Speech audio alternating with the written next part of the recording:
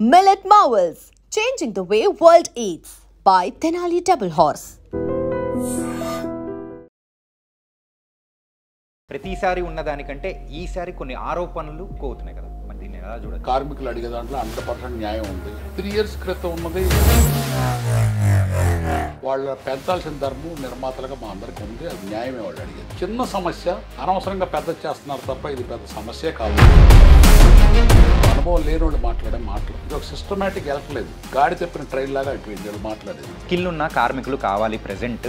ఇప్పుడు స్కిల్ ఎక్కడుంటే మేము వాళ్ళనే తెచ్చుకొని వర్క్ చేయించుకుంటాము. అఖిలాచారి గారి సినిమాలు ఏమో తక్కువ సినిమాలా? అప్పుడు ఏ స్కిల్ ఉంది అంటారు ఆ రోజులు. ఇప్పుడు అడిషనల్గా ఏమొచ్చింది? ఇవాళ ఏమనండి స్కిల్స్ వచ్చిన వాళ్ళు ఎవరు వేస్తారో చూస్తాను వీళ్ళు తెచ్చేవాళ్ళని. ఇవన్నీ అనుభవ రాహిత్యమైన మాటలు, పిచ్చి మాటలు. చిత్రపురి కాలనీ విషయానికి వచ్చేటప్పటికి మెయిన్గా పెద్ద కాన్స్పిరసీ నడుస్తూ ఉంది. సో ఏంటి సార్ దీన్ని ఇలా చూస్తూ ఉంటే మీకేమనిపిస్తుంది? నేను మా టింబర్ ఎస్టేట్స్లో ఉండగా ఒకరోజు ప్రసన్న, అజయ్ అప్పటికే పేపర్లో యాడ్లు వేశారు, చిత్రపురి కాలనీ ఆక్షన్ చేస్తాము. పెద్ద పెద్ద మహానుభావులు ఉన్నారు సినిమా ఇండస్ట్రీలో, వాళ్ళందరూ ట్రై చేసుకుంటామని నేను వెళ్ళాను. ఎవరు మాట్లాడుతున్నారు తప్ప రూపాయి సహాయం చేయలేదు. మాది ఆక్షన్కి వచ్చింది. నమస్తే, వెల్కమ్ టు ఐ డ్రీమ్. నేను మీ చాణక్య. గైస్, ఇప్పుడు ప్రెజెంట్ మన తెలుగు ఇండస్ట్రీలో కార్మికుల సమ్మె ఏదైతే ఉందో అది తీవ్రతం అవుతూ ఉంది. సుమారు 16 రోజులు అవుతూ ఉన్నా కానీ ఇంకా దానికి అంటూ కూడా ఒక పరిష్కారం దొరకట్లేదు. కొలిక్ అనేది కూడా రావట్లేదు. అంటే దీని గురించి ఇంకా బోల్డ్ అనే విషయాలు అనేది కూడా మనతో మాట్లాడడానికి senior most producer Chadalavada Srinivas గారు ఇప్పుడు మనతో పాటున్నారు. మరి సార్తో మాట్లాడదాం. ఇంకా బోల్డ్ అనే విషయాలు అడిగి తెలుసుకుందాం. సార్ నమస్తే. సార్ నమస్తే బాబు. ఎలా ఉన్నారు సార్? ఫైన్ అమ్మా, బాగున్నాను. యా సార్, ప్రస్తుతం సినిమా ఇండస్ట్రీ, అది కూడా తెలుగు ఫిలిం ఇండస్ట్రీ ఎంత హ్యాపీగా ముందుకెళ్తుందో మనం చూస్తున్నాం. దేశంలోనే ఒక ఉన్నత స్థాయికి కూడా ఎదిగి ఎలా వెళ్తున్న టైంలలో ఇలాంటి సమ్మెలు అనేది కూడా ఒక స్పీడ్ బ్రేకర్లా అనుకోవచ్చా, లేకపోతే ఎలా అనుకోవచ్చు మనం? యాక్చువల్గా ప్రతిసారి కూడా జరుగుతూనే ఉంటాయి 3 yearsకి 4 yearsకి. కాకపోతే అవి వెంటనే సర్దుకుపోయేవి. ఇది కొంచెం గ్యాప్ వస్తుంది అంతే తప్ప ఇది సర్దుకుపోతే ఏం కాదు. అంటే కార్మికులు అడుగుతున్న డిమాండ్లు అనేది కూడా ఒప్పుకునేది లేదు అని చెప్పేసి నిర్మాతల సైడ్ నుంచి కూడా మనం ఎక్కువ వింటూ ఉన్నాము. దాంతోపాటు ప్రతిసారి ఉన్నదానికంటే ఈసారి కొన్ని ఆరోపణలు ఇవన్నీ కూడా ఎక్కువ అవుతున్నాయి కదా, మరి దీన్ని ఎలా చూడొచ్చు సార్? లేదు, వాళ్ళు అడిగేది రీజనబుల్లే. 3 yearsకి ఒకసారి పెంచాల్సిందే. అది లాస్ట్ మీటింగ్లో ఆ సెటిల్మెంట్ అప్పుడు నేను కూడా ఉన్నాను. నేను దిల్ రాజు గారు అందరం. వాళ్ళు ప్రతి సంవత్సరం పెంచమన్నారు. ప్రతి సంవత్సరం పెంచం, 3 yearsకి ఒకసారి పెంచుతామని చెప్పాము. దానికి వాళ్ళు ఒప్పుకొని సంతోషంగా వెళ్ళారు. వాళ్ళు మేము ఒప్పుకున్నది వాళ్ళు అడిగారు. దాన్ని మనం వాళ్ళతో నెగోషియేట్ చేసి పెంచాల్సిన ధర్మం మనకుంది. కార్మికులు అడిగే దాంట్లో 100% న్యాయం ఉంది. ఏం చేతంటే 3 years క్రితం ఉన్నది రెంట్లు కానీ వాళ్ళ డైలీ ఎక్స్పెన్సెస్ కానీ వాళ్ళ పిల్లల స్కూల్ ఫీజులు కానీ వాళ్ళు లేవు, అన్నీ పెరిగినాయి. కాబట్టి వాళ్ళ పెంచాల్సిన ధర్మం నిర్మాతలుగా మా అందరికీ ఉంది. అది న్యాయమే వాళ్ళు అడిగేది. ఓకే, కాకపోతే ఆ నెగోసియేషన్స్లో 30% కాకుండా 10%, 15%లోనే అవుతుంది, దానికి అయితే ఒప్పుకుంటామని చెప్పేసి కూడా ప్రొడ్యూసర్ సైడ్ నుంచి కూడా వినిపిస్తూ ఉన్నాయి. దాంతోపాటు వాళ్ళ సైడ్ నుంచి వస్తున్న డిమాండ్లు అనేది కూడా కార్మికులు ఒప్పుకునే అవకాశాలు ఏమన్నా కనిపిస్తున్నాయంటారా? యాక్చువల్గా ఇందులో కార్మికులేపు న్యాయం ఉంది. ఎందుకంటే వాళ్ళు 3 సంవత్సరాల తర్వాత అడిగారు. ఫస్ట్ వాళ్ళు అడిగింది తీర్చి మనం ఏమైనా ఉంటే మళ్ళీ అడగచ్చు. మనం వాళ్ళు అడిగిన తర్వాత మనం కొత్తగా ప్రవేశపెట్టి ఇది ముందు తేల్చడం అనేది ఛాంబర్ తరపున ప్రొడ్యూసర్ ధర్మం కాదు. ఫస్ట్ వాళ్ళు అడిగినవి చేసి మనకేమైనా కావాలంటే చర్చల ద్వారా మళ్ళీ మాట్లాడుకోవాలి. దానికి విధి విధానాలని వాళ్ళు మన ఇద్దరం పాటిస్తే బాగుండేది. బట్ ప్రొడ్యూసర్స్ తరపున వాళ్ళు అడిగే దాంట్లో న్యాయం ఉంది, వీళ్ళు అడిగే దాంట్లో న్యాయం లేదు. ఓకే, మారుతున్న కాలానుగుణంగా మనం కూడా మనం ముందుకెళ్తూ ఉండాలి. మెయిన్గా అప్డేట్ ఇలా అప్డేట్ అయ్యే విషయంలో అయితే ఈ టైమింగ్ విషయంలో కూడా చాలామంది అడుగుతూ ఉన్నారు కదా సార్, ఏంటంటే 6 to 6 కాల్ షీట్ అని. కాకపోతే 6 to 6 తీసుకున్నామంటే దీనివల్ల నష్టపోతూ ఉన్నాము, ఆ టైమ్స్ ఏదైతే ఉందో దాన్ని పెంచాలి అని కూడా అడుగుతున్నారు కదా. మరి దీని పరంగా అయితే కార్మికులు ససేమిరా ఒప్పుకునేది లేదు అని కూడా అంటూ ఉన్నారు. మరి దీన్ని ఎలా పరిష్కరిస్తారు? వాళ్ళు యాజ్ ఏ సీనియర్ నిర్మాతగా వాళ్ళు అడిగేది ఫూలిష్ థింగ్. ఎందుకనంటే 6 to 6 కరెక్ట్. 9 to 9 అంటే అది నైట్కి వెళ్ళొద్ది. ఓకే, 6 తర్వాత 9 అవుద్ది.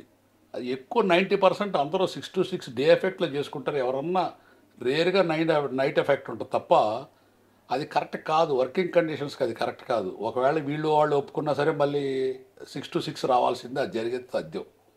ఎటు తిప్పినా మళ్ళీ దానికే వచ్చేస్తా. ఎట్లా కుదురుతుంది నాకు చెప్పండి? 9 to 9 అంటే 9 to 6 డే అయింది. ఆ తర్వాత హాఫ్ డే మళ్ళీ వెళ్ళిపోతుంది. ఓకే. పని జరగాలంటే 7 గనక షార్ట్ తీయగలిగితే 2 రోజులు పని జరుగుద్ది ఒక్క రోజులో. ఓకే. క్వాలిటీ కూడా బాగుంటుంది, ఫేసులు క్వాలిటీ వచ్చే వర్క్ కానీ అది బిఫోర్ 10 o'clock చాలా బాగా వస్తుంది పిక్చర్ కూడా. ఓకే. అండ్ ఇప్పుడు వచ్చిన ఈ టైం గ్యాప్ ఏదైతే ఉందో 16 డేస్ కానీ, సో ఇది మెయిన్గా వచ్చే రిలీజెస్ పరంగా కానీ ఏమైనా ఎఫెక్ట్ పడే అవకాశాలు ఉంటాయా? ఆల్రెడీ చాలా పెద్ద సినిమాలు కూడా డేట్స్ లాక్ చేసి కూర్చున్నారు, మరి దానికి ఎలా ఉంటుంది సార్? ఇది 100% ఇది పెద్ద ఇష్యూ కాదు. వాళ్ళతో మనం సామరస్యంగా పిలిచి ముందుగానే మనం వాళ్ళు ఇచ్చిన ప్రకారం మనం మాట్లాడుకున్నట్టు సెటిల్ అయిపోయేది. నేను చాలాసార్లు ఈ 40 ఏళ్ళ నుంచి స్ట్రైకులు చూస్తూనే ఉన్నాను కార్మికులకి, నిర్మాతలకి. ఇది చిన్న సమస్య, అనవసరంగా పెద్ద చేస్తున్నారు తప్ప ఇది పెద్ద సమస్యే కాదు. వాళ్ళకి ప్రతి సంవత్సరం పెంచాల్సిన ధర్మం ఉంది, పెంచాలి. ఆ పైపెచ్చు అనవసరమైన ఇవి అడ్డంకులు. ఇప్పుడు వాళ్ళు 13 సంస్థలు ఉంటే 10 మందికి పెంచుతాం, 3కి పెంచం అంటే ఎట్లా కరెక్ట్? ఇప్పుడు ఐఏఎస్ వాళ్ళకి పెంచట్లేదు జీతాలు, వాళ్ళ జీతం ఎక్కువ ఉందని మనం పెంచకుండా ఓన్లీ లో క్యాడర్కి పెంచుతున్నాం. పెంచేటప్పుడు అందరికి పెంచాల్సిందే, అది ధర్మం. ఇవన్నీ అనవసరమైన అనుభవం లేని వాళ్ళు మాట్లాడే మాటలు. ఓకే. అంటే రీసెంట్గా అయితే చిన్న నిర్మాతలు అందరూ కలిసి కూడా ఒక ప్రెస్ మీట్ అనేది కూడా పెట్టారు. అందులో కూడా చాలామంది ఏంటంటే, సో ఇలా పెంచితే మరి దాని పరంగా కూడా మాకు అన్యాయం అనేది కూడా జరిగే అవకాశాలు ఉంటుంది. పెద్ద సినిమాల వరకు అయితే ఓకే, కానీ చిన్న సినిమాల వరకు మాత్రం చాలా వరకు మేము బర్డెన్ అనేది కూడా ఫేస్ చేయాల్సి వస్తుంది అని కూడా వాళ్ళు సైడ్ నుంచి వస్తున్న ఒక వాదన. మరి దానికి సార్? చిన్న నిర్మాతలు అంటే నేను యాక్చువల్గా ఫస్ట్ నుంచి కూడా నేను చిన్న సినిమాలు తీశాను సార్. నేను ఇప్పటికి నా సొంతంగా ఒక 100 సినిమాలు తీశాను. నాకు తెలిసిన స్నేహితుల చేత, వాళ్ళ చేత, వీళ్ళ చేత ఒక 200 సినిమాలు చిన్న సినిమాలే తీయించాను. సార్. శోభన్ బాబు, నాగేశ్వరరావు, కృష్ణరాజుతో పెద్ద సినిమాలు ఆ రోజుల్లో తీశాను. ఇప్పుడుండే అట్మాస్ఫియరు నాబోటి నిర్మాతలకు సూటు కాకుండా ఈ హీరోలకి నాకు వాళ్ళ పద్ధతులు వేరు, నా పద్ధతి వేరు. సిస్టమ్ మొత్తం దెబ్బతినిపోయి వేరే కల్చర్ వచ్చింది కాబట్టి నాబోటి వాళ్ళు పెద్దవాళ్ళతో 90% తీయలేరు. ఓకే. అంచేత వాళ్ళ తప్పని నేను అడ్జస్ట్ కాలేను ఆ రూల్స్కి. అందుకని నేను చిన్న సినిమాలే తీస్తున్నాను. నాకు ఎటువంటి చిన్న ఆర్టిస్టులతో ఎటువంటి ప్రాబ్లం రాలేదు. ఇప్పుడు వీళ్ళకి ఏం ప్రాబ్లం వచ్చిందో నాకైతే తెలియదు. వీళ్ళు మాట్లాడేవాళ్ళు డైరెక్ట్ ప్రొడ్యూసర్సా కాదా కూడా నాకు తెలియదు. నేను చిన్న నిర్మాతల వైపు ఎవరు కూడా డిజపాయింట్మెంట్గా లేరు. మరి వీళ్ళు ఎవరో కొత్తగా మాట్లాడారు. బట్ ఏది మాట్లాడాలన్నా ప్రొడ్యూసర్ కౌన్సిల్లో ఒక నిర్మాతల తరపున మాట్లాడాలంటే ప్రొడ్యూసర్ కౌన్సిల్లో వాళ్ళు ఆథరైజ్డ్ అయ్యి మేము ఇదిగో అందరి తరపున నిర్మాత, అందరి తరపున ఎవరు మాట్లాడతలా, సొంతంగా మాట్లాడతాం తప్ప ఇది ఒక సిస్టమేటిక్ వెళ్ళట్లేదు. గాడి తప్పిన ట్రైన్ లాగా అయిపోయింది వీళ్ళు మాట్లాడేది. అది కరెక్ట్ కాదు. అందరి తరపునకి సంబంధం లేదు. వాళ్ళ వరకు మాట్లాడచ్చు, వాళ్ళకి వాక్చాతుర్యం ఉంది కాబట్టి వాళ్ళు మాట్లాడతారు తప్ప వాళ్ళు మాట్లాడడానికి అందరు చిన్న నిర్మాతలే బౌండ్ కాదు. ఓకే. సో వాళ్ళు వెళ్తున్న రూట్ అయితే కరెక్ట్ కదా? 100% కరెక్ట్ కాదు. Okay sir. మరి చిన్న నిర్మాతలు, పెద్ద నిర్మాతలు ఇలా వేరియేషన్ అయిపోతూ ఉంటే ఇండస్ట్రీ పరంగా ఎలా ఉంటుంది సార్? ఇది కొంచెం అంటే మంచిది అనుకోవచ్చా, లేకపోతే ఇది కొంచెం దెబ్బతినే అవకాశాలు ఏమైనా ఉంటాయంటారా? ఖచ్చితంగా ఎవరు పెద్ద నిర్మాతలు ఎవరు బాగున్నారమ్మా? ఇప్పుడు ప్రొడ్యూసర్ కౌన్సిల్ ఛాంబర్ ఒక సిస్టమేటిక్గా ఉమ్మడి కుటుంబం ఉన్నప్పుడు బాగుంది. కొంతమంది వెళ్ళి గిళ్ళు పెట్టుకున్నారు. అదేంటంటే మేము పెద్ద నిర్మాత, ఏ గిళ్ళులో ఉన్నవాళ్ళు ఏ పెద్ద నిర్మాత బాగున్నాడో ఒకళ్ళ పేరు చెప్పండి వింటాను నేను. ఈ పెద్దవాళ్ళతో తీస్తున్నారు కదా, మనసాక్షిగా చెప్పమనండి ఎవరు బాగున్నారు. ఈ గిళ్ళు పెడతాం వల్ల ప్రొడ్యూసర్ కౌన్సిల్ ఆదాయం వాళ్ళు కాజేస్తున్నారు. ఓకే. గిళ్ళోళ్ళు ప్రొడ్యూసర్ కౌన్సిల్ రావాల్సిన ఆదాయం ప్రొడ్యూసర్ కౌన్సిల్కి వస్తే చిన్న నిర్మాతలకు బెనిఫిట్స్ కానీ, చిన్న నిర్మాతకు కానీ అన్ని ఇన్సూరెన్స్లు అన్నీ చేయొచ్చు. వీళ్ళకేదో మెన్ పవర్, మజిల్ పవర్ అంటారే, అవన్నీ ఉన్నాయని వెళ్తున్నారు. కానీ అది కూడా ఎక్కువ కాలం ఉండదు. అది ధర్మం కాదు. అధర్మం ఎప్పుడు గెలవదు. ఓకే. అంటే కార్మికుల మీద అయితే కూడా ఒక వాదన అనేది కూడా వినిపిస్తుంది సార్. కొంతమంది పెద్ద ప్రొడ్యూసర్లు కూడా అన్నారు ఏంటంటే స్కిల్ ఉన్న కార్మికులు కావాలి ప్రజెంట్.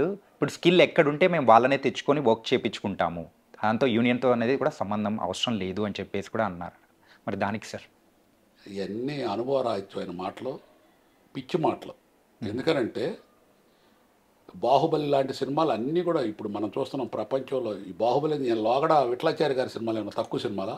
అప్పుడు ఏ స్కిల్ ఉంది అంటారు ఆ రోజుల్లో. ఇప్పుడు అడిషనల్గా ఏం వచ్చింది? అప్పుడు ఆర్ట్ రామారావుకి కానీ, లేకపోతే జమున గారికి కానీ, నాగేశ్వరరావుకి కానీ, శోభన్ బాబుకి కానీ ఆర్టిస్టులు డెకరేషన్, ఆ కిరీటాలు, ఆ సెట్లు ఇవాళ ఏమనండి ఈ స్కిల్స్ వచ్చిన వాళ్ళు ఎవరు వేస్తారో చూస్తాను. వీళ్ళు తెచ్చేవాళ్ళని. మన తెలుగు ఇండస్ట్రీకి ఉన్న స్కిల్స్ ప్రపంచం అందరూ ఒప్పుకోవాల్సిందే. తెలుగు సినీ కళాకారులే కాదు, ఎవరైనా ఉద్యోగస్తులైనా ఎవరైనా తెలుగు ప్రజలు, తెలుగు ఎంప్లాయీస్ ఎక్కడైనా సరే మెరుగ్గా కనపడతారు. ఈ కరెక్ట్ కాదు, అన్నీ చేయగలరు మనోళ్ళు, అనుభవం లేని మాటలు ఇవన్నీ. ఓకే. అలాగే ఒక మాఫియా అనేది కూడా నడుస్తూ ఉంది. సో, దాన్ని అంటే ఈ వెనకల ఇదేదో నడిపిస్తూ ఉన్నారు. ఈ సమ్మెను కానీ దీనికి సంబంధించి. మరి మాటలు కూడా వస్తున్నాయి కదా సార్. మరి దానికేమంటారు సార్? ఇప్పుడు వీళ్ళు చదివే, ఇప్పుడు ప్రొడ్యూసర్ ఛాంబర్ నుంచి వెళ్ళే, ప్రొడ్యూసర్ తరపున వెళ్ళే అన్నీ ఫాల్స్. హ్మ్. ఒక్కటి కూడా ప్రొడ్యూసర్ కౌన్సిల్లో వీళ్ళు లెటర్ ఇచ్చిన తర్వాత ఒక్కరోజు కూడా ప్రొడ్యూసర్ వివరణ ఎవరు ఛాంబర్లో తీసుకోలేదు, కౌన్సిల్లో తీసుకోలేదు. ఎవరో 5-6 సందులో కూర్చోనో లేకపోతే ఇంట్లో కూర్చోనో ఎక్కడో కూర్చొని వాళ్ళు రాసిని చదువుతున్నారు తప్ప అది పాపం, తప్పు. అందరు ప్రొడ్యూసర్లు ఏకగ్రీవ తీర్మానం తీసుకోనో మెజార్టీ తీర్మానం తీసుకోనో ఛాంబర్ కానీ ప్రొడ్యూసర్ కౌన్సిల్ ప్రెసిడెంట్ చదవాలి. అది జరగట్లేదు, అది కరెక్ట్ కాదు. ప్రొడ్యూసర్లు మాట్లాడేదంతా సొంత డబ్బా, నిర్మాతల నుంచి తీసుకున్నది కాదు. Okay sir. ఇప్పుడు ఇన్ని చిక్కుముళ్ళు అనేది ఏదైతే ఖచ్చితంగా ఉన్నాయి, మీరు చెప్తున్న మాటల ప్రకారం కానీ. సో ఇన్ని చిక్కుముళ్ళు ఉన్న సమయంలో అసలు ఇన్ని దాటుకొని ఈ సమ్మె అనేది కూడా విరమించే అవకాశాలు అంటే ఏం చెప్తారు సార్? మీరు కూడా 99% కార్మికులైపోయి నిర్మాతలు ఉంటారు. వాళ్ళు అడిగే దాంట్లో న్యాయం ఉంది. 3 ఏళ్ళ నాటి పెంచాలని మాట ఇచ్చినప్పుడు మనం పెంచాలా లేదా? పెంచకుండా ఇవన్నీ డొంక తిరుగుడు మాటలు అనుభవం ఉన్న వాళ్ళు ఎవరు కూడా ఒప్పుకోరు. అది ఖచ్చితంగా సెటిల్ అవుద్ది. కార్మికుల నిర్మాతలు ఎప్పుడు ఒకటిగానే ఉంటారు, డెఫినెట్గా ముందుకెళ్ళుద్ది. అండ్ చిత్రపురి కాలనీ విషయానికి వచ్చేటప్పటికి, ఆ చిత్రపురి కాలనీ విషయాన్ని అంటే దాని వెనకల మెయిన్గా పెద్ద కాన్స్పిరసీ నడుస్తూ ఉంది. అండ్ అర్హులైన వాళ్ళకి మాత్రం దక్కట్లేదు, బయట వాళ్ళు కూడా వచ్చి వాళ్ళు తీసుకోవడం కానీ ఇలాంటివన్నీ నడుస్తున్నారు. ఎందుకంటే దానికి మీరు సుమారు 30 కోట్ల వరకు మీరైతే డబ్బులు అనేది కూడా ఇచ్చారు. సో ఏంటి సార్ దీన్ని ఇలా చూస్తూ ఉంటే మీకేమనిపిస్తోంది? యాక్చువల్గా చిత్రపురి కాలనీలో అనిల్ అనే అతను నాకు తెలియదు అసలు. చిత్రపురి కాలనీ నాకు ప్లాట్ లేదు, దాని గురించి దాని చరిత్ర లేదు. ఎంఎస్ రెడ్డి గారు ఉన్నప్పుడు, విజయభాస్కర్ రెడ్డి గారు ఇచ్చేటప్పుడు, నేను చిత్ర ప్రభాకర్ రెడ్డి గారు ఉన్నప్పుడు ఎంఎస్ రెడ్డి గారు మేమందరం బాగా క్లోజ్గా ఉండేవాళ్ళం. కాబట్టి ఆ ఇచ్చే రోజుల్లో ఆ కొండలో కట్టేటప్పుడు నాకు తెలుసు, అలాట్మెంట్ అయినప్పుడు. అక్కడ నేను జీవిత ఖైదీ సినిమా షూటింగ్ కూడా చేశాను, శోభన్ బాబు సినిమా. అప్పుడు ఆ కొండల మీద తీశాను. ఓకే, మీరు చూస్తే తెలుస్తుంది ఇప్పుడు. సార్ ఆ తర్వాత అది ఎక్కడికో వెళ్ళిపోయింది. ఆ ఇచ్చే రోజుల్లో అందరూ వద్దంటే ఎంఎస్ రెడ్డి గారు ఒక్కడే పాపం, లేదు ఇది ఫిల్మ్ నగర్ దగ్గరగా ఉంటుంది, స్టూడియోల దగ్గరగా ఉంటుంది, ఆయన ఎంఎస్ రెడ్డి గారు వల్లనే అది వచ్చింది. ఎవరు చెప్పినా ఆయన ఉత్త మాటలు నేను చూశాను నా కళ్ళతో. ఓకే, అది ఇచ్చిన తర్వాత అందరు కట్టుకున్నారు. కట్టుకున్న తర్వాత దానికి రకరకాల బాడీస్ మారుతూ వచ్చినాయి. వచ్చిన తర్వాత నేను ఆ రోజు చూశాను తప్ప ఈ మధ్యలో నాకు అసలు దాని గురించి జీలో నాలెడ్జ్. ఓకే, చిత్రపురి గురించి నేను మా టిమ్మర్ ఎస్టేట్స్లో ఉండగా ఒకరోజు ప్రసన్న, అజయ్, మా అజయ్ అంటే నేను చాలా సినిమాలు తీశాను, నా ప్రాణ స్నేహితుడు అజయ్. ప్రసన్న నాకు నాకు మంచి అభిమానం ఆయన అంటే ప్రసన్న. ఎందుకంటే ప్రొడ్యూసర్ కౌన్సిల్లో కూర్చొని అన్నిటికీ తల్ల నాలికలాగా 24 గంటల శ్రమ చేస్తాడు అతను. ఆనెస్ట్, చాలా ఆనెస్ట్ ప్రసన్న. Okay sir. అందరికి పని చేసి పెడుతుంటాడు పాపం. ఆ దేవుడు ఆ జీవితం ఆయనకి ఎదుటోళ్ళకి పని చేయడానికి ఇచ్చాడు ఆ ప్రాణం, ఆ దేవుడు. అట్లాంటి మనిషి ప్రసన్న. ప్రసన్న నా దగ్గరికి వచ్చాడు. వచ్చి ఏమండి వస్తా వీళ్ళమ్మట ఒక గ్రూప్ని తీసుకొచ్చారు. ఎవరయ్యా వీళ్ళంతా అంటే, ఇదిగోండి ఈయన అనిల్, ఆయన కాదాంబర కిరణం, ఇంకో ఆయన సెక్రటరీ, ఇంకెవరెవరో చెప్పారు 10 మంది. ఏంటి ఎందుకు తీసుకొచ్చారు? యాక్చువల్గా నా దగ్గర అపాయింట్మెంట్ కూడా తీసుకోవాలి వాళ్ళు వస్తామని. ఓకే, డైరెక్ట్గా ప్రసన్న నాతో దగ్గర కాబట్టి చదువుగా తీసుకొచ్చాడు అజయ్ ప్రసన్న. తీసుకొస్తే ఏంది బాబు ఎందుకు వచ్చారన్న? సార్ ఇట్లా చిత్రపురి కాలనీలో చాలా అప్పులై ఉంది, బ్యాంక్ యాక్షన్ వచ్చి ఉంది, మీరు ఏదన్నా మాకు ఫైనాన్షియల్ సహాయం ఏమైనా చేస్తారని వస్తే ఎంత అమౌంట్ ఉంది అప్పు అన్న. మేము సెంట్రల్ గవర్నమెంట్ దగ్గరికి వెళ్ళామండి, ఏదైనా ఓటీఎస్ సెటిల్ అవుద్ది, అది యాక్చువల్గా ఒక 20 కోట్లు ఉంది, ఏమన్నా 5-6 కోట్లకి సెటిల్ అవ్వచ్చు అన్నారు. అంటే అట్లా అని చెప్పి నేను మొత్తం దాని హిస్టరీ కనుక్కున్నా. కనుక్కుంటే చాలా డీప్గా కనపడింది. అరే పాపం వీళ్ళు చివరి నిమిషంలో వచ్చారు నా దగ్గరికి అని. అప్పటికే పేపర్లో యాడ్లు వేశారు, ఏది చిత్రపురి కాలనీ ఆక్షన్ చేస్తాము, అది ఎంపీ అయిపోయింది, నాన్ పర్ఫార్మెన్స్ అకౌంట్ అయిపోయిందని. వస్తే నేను వాళ్ళని చూసి యాక్చువల్గా నాకు కొంచెం, నేను సినిమా ఫీల్డ్లోంచి నేను సక్సెస్ తీయిపోయినా నాకు కలిసి వచ్చింది. సినిమా తల్లికి నేను రుణపడి ఉంటాను. నేను కార్మికులకి అన్నం పెట్టబట్టి నాకు ఎప్పుడు కూడా ఏది జరిగినా సక్సెస్ అవుద్ది. దానికి కారణం నాకు సినిమా తల్లి గుర్తుకొచ్చింది. సినిమా కార్మికులకి నేను మంచి చేశాను కాబట్టి నాకు కలిసి వస్తుందని నమ్ముతాను, నాకు గుడ్డి నమ్మకం. అయితే అయ్యో పాప వీళ్ళు ఇంతమంది కార్మికులకు అన్యాయం జరుగుతుందని నేను ఏమంటే మాకు ఉండే బ్యాంక్, ఇండియన్ బ్యాంక్ జెడ్ఎం గారికి ఫోన్ చేశాను. సార్ ఇట్లా చిత్రపురి కాలనీ మనం చాలా లోన్లు ఇస్తుంటాం, వాళ్ళకి ఏదో పాపం అవసరం పడింది, ఇస్తే బాగుంటుంది, సినిమా వాళ్ళకి చేస్తే మనకు కూడా పుణ్యం, మీ పేరు చెప్పుకుంటారంటే ఓ అది ఎంత పని రమ్మన్నారు ఆయన. యా. మా పెద్ద ఆయన వెంకటేశ్వర గారు, ఆయన కూడా బ్యాంక్లో వర్క్ చేసి రిటైర్ ఆఫీసర్ ఆయన. ఆయన్ని ఇచ్చి పంపించాను ఎమ్మటే. ఓకే. అప్పుడు దాదాపు నా దగ్గరకు వచ్చే 3 అయింది, వాళ్ళు బ్యాంక్కి వెళ్ళేటప్పుడు 5 అయింది, ఎమ్మటే పంపించారు. అజయ్ వెళ్ళాడు, ప్రసన్న వీళ్ళందరూ వెళ్ళారు. వెళ్ళిన తర్వాత వాళ్ళు నేను పంపించాను నా మీద ఉండే రెస్పెక్ట్తో ఎమ్మటే టకటకటా చేసేస్తా ఉన్నారు. 3 డేస్లో మీకు లోన్ శాంక్షన్ చేస్తూ ఉన్నారు. వాళ్ళు అన్ని రకాల పర్మిషన్లు తీసుకున్నారు. తీసుకొని లోన్ ఇవ్వపోయే టయాన కంప్యూటర్లో కొట్టి చూస్తే అది ఎంపీఐ ఉంది అకౌంట్. ఒకసారి నేషనలైజ్ అయిన బ్యాంకులో ఎంపీ అయితే అదర్ బ్యాంక్ నేషనల్ బ్యాంక్ ఇవ్వడానికి లేదండి, అది ఆర్బీఐ గైడ్లైన్స్ రూలు. సారీ అండి, కావాలంటే మీ ఆస్తి పెట్టి తీసుకోండి, మేము ఇస్తాము, మీరు ఎవరికి ఇచ్చుకుంటారో ఇచ్చుకోండి అన్నారు. ఇవన్నీ నేను లాయర్ దగ్గరికి వెళ్ళి ఇవన్నీ చేసుకొని ఇవన్నీ టైం పట్టుద్దని చెప్పి ఇట్లా ఉందంటే లేదండి మాకు అంత టైం లేదు, మేము అదర్ పెద్ద పెద్ద మహానుభావులు ఉన్నారు సినిమా ఇండస్ట్రీలో, వాళ్ళందరి దగ్గర ట్రై చేసుకుంటామండి నేను వెళ్ళారు వీళ్ళు. ఓకే బాబు, నేను నా ధర్మం నేను చేశాను, థ్యాంక్స్ అని చెప్పి వెళ్ళారు. ఓకే. అయిపోయిన తర్వాత కరెక్ట్గా మళ్ళీ 2 నెలలాగా వచ్చారు. మళ్ళీ సేమ్ అపాయింట్మెంట్ లేకుండా ప్రసన్న వీళ్ళు ఏమని తీసుకొచ్చారు, పేపర్ తీసుకొచ్చి ఇచ్చారు ఒకటి. ఓకే. పేపర్లో చిత్రపురి కాలనీ ఆక్షన్ పలాంటి డేటు అని వచ్చేటప్పుడు గారు ఏంది ఇట్లా అయిపోయింది అంటే ఎవరు ఇవ్వలేదండి. ఎందుకే మరి ఇక్కడ దాకా తెచ్చుకున్నారు ఏందన్న, మీరే కదా లోన్ అని రానంటే ట్రై చేస్తా అన్నారు అంటే లేదు సార్, మేము ఎల్లని మహానుభావులు లేరు, ఎల్లని పెద్దలు లేరు, ఎవరు మాట్లాడుతున్నారు తప్ప రూపాయి సహాయం చేయలేదు, మాది ఆక్షన్కి వచ్చిందని. నాకు చాలా బాధ వేసింది. అరే ఇది ఎవరికో వెళ్ళిపోద్ది. ప్రసన్న చెప్పాడు సార్ ఎట్టి పరిస్థితుల్లో మీరు ఆదుకోవాలి, లేకపోతే ఇది ఆక్షన్ అయిపోద్ది అంటే నేను మా అబ్బాయిని పంపిస్తే వాళ్ళు ఏం చేశారు, బ్యాంక్ వాళ్ళు ఓటీఎస్ కింద ఒప్పుకోండి మొత్తం అమౌంట్ కట్టాలన్నారు. ఓకే. అది అట్లా దాదాపు 18 కోట్లు ఎంత అయిపోయింది. 3 రోజులు టైం ఉంది. ఏం చేయాలి మనం చేయకపోతే ఆక్షన్కి వెళ్ళిపోద్ది, ఎవరో కొనుక్కుంటారు ఓపెన్ ఆక్షన్. ఆక్షన్ ఈవెన్ ఆపటం ఎవరు కాదు, ఎందుకంటే అది bank auction, even collector office కూడా ఆక్షన్ వేస్తారు వాళ్ళు. అట్లాంటి టైంలో దీన్ని ఎట్లా ఆపాలి, డబ్బు తప్ప ఇది ఆపలేం. వీళ్ళ ఆఖరికి ఎట్లా అంటే తిరిగి వాళ్ళు కూడా విసుగు చెంది వీళ్ళకి అపాయింట్మెంట్ కూడా ఇవ్వట్లా చిత్రపురి వాళ్ళకి బ్యాంక్ ఆఫీసర్స్. ఓకే. మీరు డబ్బులు తీసుకొచ్చి కట్టండి లేకపోతే ఆక్షన్ అన్నారు. అనేటప్పటికి ప్రసన్న అజయ్ ఎట్టి పరిస్థితుల్లో మీరు చేయాలన్నారు. అనిల్ అతను నాకు జీరో నాలెడ్జ్, అనిల్కి నాకు పెద్ద సంబంధం లేదు అసలు లేదు. కాకపోతే అతని కృషి మాత్రం నేను చూస్తున్నా. పాపం ఆ ఫేస్లో అతను పడే తపన కదా, వాళ్ళు కానీ వాళ్ళ నెంబర్స్ కానీ ఆ చిత్రపురి కాలనీ బాడీ కానీ. సరే ఒక పని చేస్తాను, నా ప్రయత్నం నేను చేస్తాను, ఏమన్నా అయితే చేస్తాను. ఆ దేవుడి దేవుళ్ళు నాకు అనుకోకుండా కొంత అమౌంట్ ప్లస్ కొంత బయట తీసుకొని నాకు సమకూరిని డబ్బులు. ఓకే. నేను ఫోన్ చేశా, రేపు ఆక్షన్ అనగా ఇవాళ. నేను మనసులో అనుకున్న చేత వీళ్ళకి ఎట్టి పరిస్థితులని. మా అబ్బాయి వెళ్ళాడు, డబ్బు కట్టేశారు, ఆక్షన్ ఆకుండా చేశారు, అంతవరకు జరిగింది.